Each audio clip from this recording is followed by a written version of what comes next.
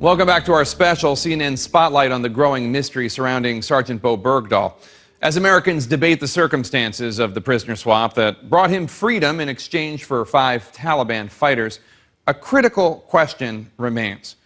How did Bergdahl disappear in the first place? Was he looking for the Taliban, kidnapped while on patrol? Is he a good soldier, or is he a deserter? Was he on a misguided mission of peace, or was he after something more sinister? Or was he searching for something else entirely? For Bowe Bergdahl, the lure of the unknown was powerful. As a child, he had wondered about what lay beyond the mountains of his idyllic hometown of Haley, Idaho. As a soldier, his wanderlust did not go unnoticed. An internal investigation by the Army, conducted in the months following his disappearance in June 2009, found that Private Bergdahl had wandered off at least twice before. The first time was before he even left for Afghanistan during basic training, here at the Army's National Training Center at Fort Irwin, California. According to the New York Times, Bergdahl's fellow soldiers told investigators that he had slipped away to go watch the sunset. The natural world apparently beckoned again in Afghanistan, where Private Bergdahl ventured away for a walk outside the wired perimeter of his outpost, an unauthorized trek that was never reported up the chain of command. Some of his fellow soldiers say he seemed driven less by duty and more by a desire to explore. I think he just wanted to go on an adventure without having anybody to answer to, without having anything to worry about. He wanted to be able to go out and see Afghanistan for himself without, the Army stopping him. A friend from Bergdahl's pre-Army life in Idaho says he often sought time alone in the mountains. When he was here, it wasn't unusual for him to take off and go on a hike and find a pretty vista and sit down in the lotus position and meditate and recenter himself and reevaluate what was going on around him. Sherry Horton was Bergdahl's roommate for several years. He was always trying to expand his knowledge. He really wanted to learn about new and different things, like ballet. That's right, ballet. Before he was a soldier, Bergdahl was a dancer, and quite a good one by all accounts. Horton, who was the creative director of the dance studio where Bergdahl studied, said he brought his signature intensity to the dance floor as well. He was a really serious student. He started late, so he was really about catching up and getting as much knowledge. So he would take 2 or 3 classes, even if it was with the younger children. He was really interested in learning as much as he could. It's a characterization you hear over and over again when talking to friends of Bergdahl in Idaho's Sun Valley, where yellow ribbons are everywhere, some faded from 5 long years in the sun. The rest of the country may be divided over Bergdahl's release, but here there is palpable relief. You'll get a great welcome, I'm pretty sure of it. Walt Femling is a local police chief and friend of the Bergdahl family. He says Bergdahl was a seeker.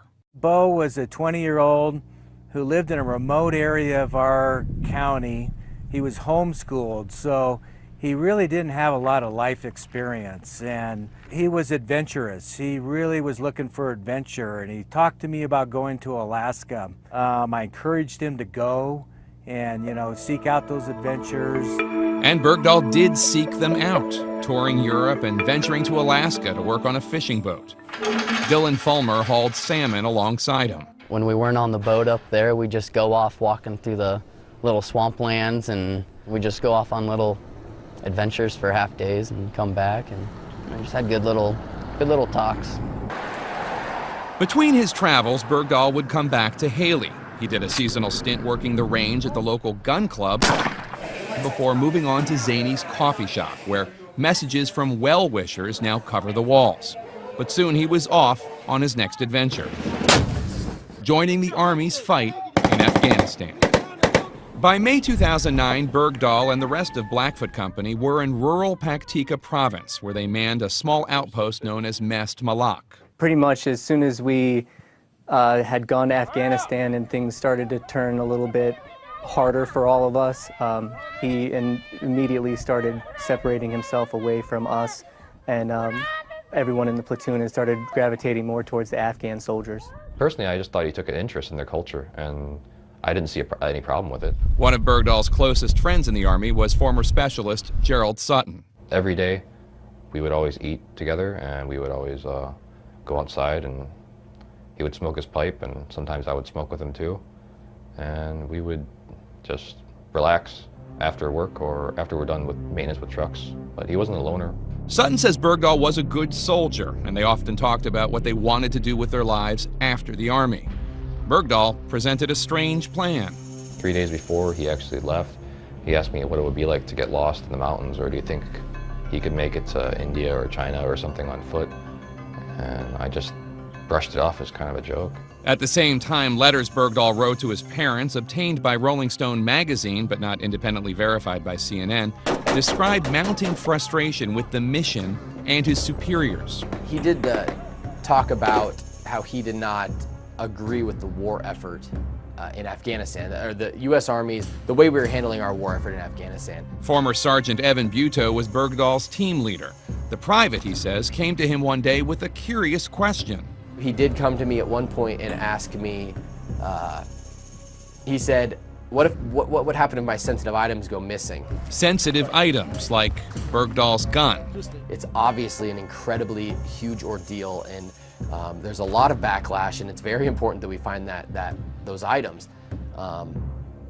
It was a little odd that he would ask me that question. Soon after, Bowe found Bergdahl's weapon and his other sensitive items like his night vision goggles. But the young soldier, the man himself, was gone. The final clues to where Bowe Bergdahl went when we come back.